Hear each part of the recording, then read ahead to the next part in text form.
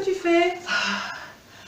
Je travaille mes muscles pour avoir un super pouvoir, la force. Je veux être un vaillant héros pour Dieu. Oui. C'est intéressant, mais ça ne suffit pas d'avoir des muscles pour être un vaillant héros. Peut-être, mais je dois encore m'entraîner. Ouais. Dis-moi, tu as déjà entendu parler du super pouvoir de l'Esprit de Dieu et de son fruit? Comment ça? L'Esprit de Dieu donne du fruit? Mais c'est possible ça? Ah mais oui, tout à fait, bien sûr. Et dans la vidéo qui suit, tu vas pouvoir comprendre ce qu'est le fruit de l'Esprit de Dieu. Alors, suivez-nous, restez bien, et puis regardez. Je pose mes haltères et je vais regarder avec toi. Si on a déjà entendu l'expression « le Saint-Esprit » et qu'on veut en savoir plus, par quoi on commence? Eh bien, on commence par la première page de la Bible, où le cadre d'avant la création est décrit comme chaotique et recouvert par les ténèbres. Mais au-dessus du chaos, on a l'Esprit de Dieu qui plane, prêt à apporter vie, ordre et beauté. Au fait, c'est quoi l'Esprit de Dieu? L'Esprit est le terme dont les auteurs bibliques se servent pour parler de la présence véritable de Dieu. Le terme hébreu est rouar. Rouar? Ouais, fais comme si tu te raclais la gorge à la fin. Mais qu'est-ce que c'est en fait? Eh bien, rouar peut signifier beaucoup de choses, mais ce qui les relie toutes, c'est l'énergie. L'énergie? Comment ça? Il y a une énergie invisible qui déplace les nuages ou qui secoue les branches des arbres. Oui, en effet, le vent. C'est bien ce qu'on appelle rouar en hébreu. D'accord. Maintenant, prends un grand souffle. Tu le ressens en toi, là? Ouais, l'air. Je parle plus précisément de l'énergie. Cette vitalité que tu reçois en prenant cette bouffée d'air, ça s'appelle aussi rouar. C'est le même mot utilisé dans la Bible pour décrire la véritable présence de Dieu. Autant le vent et le souffle sont invisibles, autant l'Esprit de Dieu l'est. Le vent est puissant, tout comme le Saint-Esprit. Et comme le souffle qui nous maintient en vie, le Saint-Esprit maintient toute forme de vie. Ouais, rouar. En parcourant l'histoire de la Bible, on découvre que le rouar de Dieu habilite les gens à accomplir des tâches spécifiques. La première personne chez qui on constate cette spécificité dans la Bible est Joseph. L'Esprit de Dieu lui donne la capacité de comprendre et d'interpréter des rêves. Ensuite, c'est un certain Betsalel, un artiste, qui en est investi. L'Esprit de Dieu le remplit de sagesse et d'autres aptitudes. Il est notamment doté d'un génie créatif pour réaliser de magnifiques œuvres dans le tabernacle. On voit aussi le rouar de Dieu habiliter une catégorie de personnes appelées les prophètes. Il leur donne la capacité de saisir l'ensemble du contexte historique de chaque événement selon la pensée de Dieu. Tout à fait. Et voici la lecture que font les prophètes de la situation du monde. Le rouar de Dieu a créé un monde vraiment magnifique. Mais en cédant au mal, les humains ont sombré dans l'injustice qui a engendré le chaos dans ce monde. Une nouvelle forme de chaos en somme. Exactement. Les prophètes ont déclaré que le Saint-Esprit viendrait comme dans Genèse 1, sauf que cette fois, il transformerait le cœur de l'homme pour l'habiliter à véritablement aimer Dieu et les autres. Comment se traduira ce nouvel acte de l'Esprit de Dieu? Eh bien, des siècles se sont écoulés et on découvre la personne de Jésus. Alors qu'il se fait baptiser dans les eaux du Jourdain, juste avant de débuter sa mission, on assiste à une scène extraordinaire. Le ciel s'ouvre et l'Esprit de Dieu descend sur lui sous la forme d'un oiseau. L'histoire raconte en fait que l'Esprit de Dieu l'a habilité à initier la nouvelle création. Et c'est ce qui se matérialise quand on le voit guérir les gens ou pardonner leurs péchés. Il insuffle la vie là où la mort régnait autrefois. Dès lors, les chefs religieux s'opposent à Jésus et finissent par le faire tuer. Mais même dans cette tragédie, l'Esprit de Dieu est toujours à l'œuvre. Les tout premiers disciples de Jésus, qui l'ont vu ressusciter, ont témoigné que c'est bien l'Esprit vivifiant de Dieu qui l'avait relevé d'entre les morts. Initiant ainsi la nouvelle création. En effet, ce processus est toujours en cours. Quand Jésus est apparu à ses plus proches disciples, il a soufflé sur eux en disant « Recevez le Saint-Esprit ». Et peu de temps après ça, l'Esprit est descendu puissamment sur eux tous pour les intégrer à la nouvelle création. Afin qu'ils répandent la bonne nouvelle et expérimentent une vie impulsée par le souffle et l'influence de l'Esprit de Dieu. Aujourd'hui encore, l'Esprit continue de planer au-dessus des ténèbres. Pour amener les gens à Jésus, les transformer et les habiliter à aimer Dieu et leur semblable. L'espérance chrétienne réside dans le fait que le Saint-Esprit rendra son œuvre parfaite. L'histoire de la Bible s'achève sur une vision d'une humanité nouvelle, vivant dans un monde nouveau, totalement imprégné par l'amour et l'esprit vivifiant de Dieu. Bonjour les enfants, les préados. Aujourd'hui, je vais vous parler du fruit de l'esprit. Ce n'est pas à propos des fruits que nous mangeons, c'est plutôt à propos de ce qui nous arrive lorsque nous avons l'Esprit de Dieu, le Saint-Esprit, dans notre cœur. Le fruit de quelque chose, c'est le résultat de ce quelque chose, c'est-à-dire c'est ce qui se passe à la fin.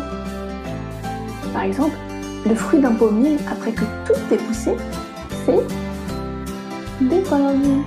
Le fruit d'un oranger, c'est des oranges. Et le fruit d'un bananier, c'est des bananes. Mais il y a aussi des fruits qui sont produits quand on fait des choses.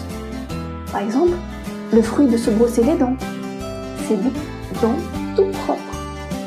Et tu sais quel est le fruit de faire des exercices? Eh bien, on devient plus fort. L'Esprit de Dieu peut être avec nous lorsque nous gardons ses commandements. Mais si nous ne gardons pas ses commandements, le fruit qui est produit, c'est le fruit de la chair, la colère, la dispute, la jalousie, le mensonge et plein d'autres mauvaises choses. Et en plus de cela, l'Esprit de Dieu partira de nous.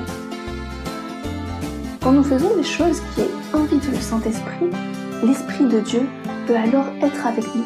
Et quand le Saint-Esprit est avec nous, ça produit aussi des fruits. Alors le premier fruit de l'Esprit, c'est l'amour. Quand nous avons le Saint-Esprit en nous, nous savons que Dieu nous aime.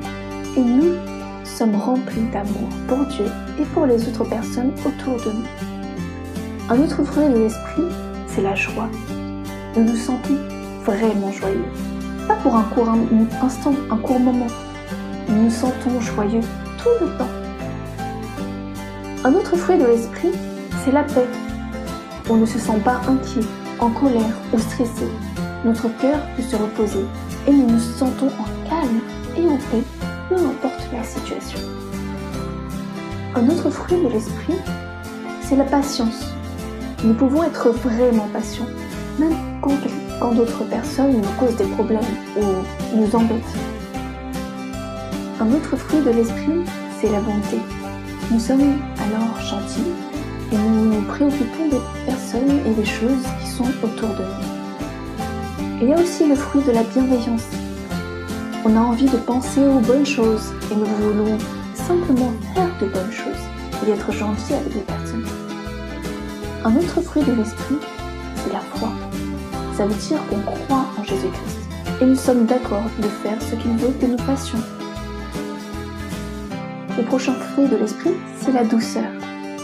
La douceur signifie que nous pouvons contrôler notre émotion et contrôler nos actions, même si nous avons eu une très mauvaise journée. Nous pouvons quand même parler et agir avec douceur. Le dernier fruit de l'esprit, c'est la maîtrise de soi. Ça veut dire que nous pouvons dire non à quelque chose qui n'est pas bon pour nous, même si nous en avons très envie. Dieu nous aime et il veut nous bénir avec de bonnes choses. Quand nous avons le Saint-Esprit en nous, beaucoup de bonnes choses se passent. Ce sont les fruits de l'Esprit. C'est pourquoi nous devons faire de notre mieux pour toujours inviter le Saint-Esprit. Les enfants, les préados, si vous voulez avoir ces fruits de l'Esprit, allez vers Jésus, lisez la Bible, priez et surtout louez-le. Parce que plus vous passez du temps avec lui et plus votre cœur change. C'est alors que vous commencez à lui ressembler. Et ça sera plus facile de faire du bien autour de vous.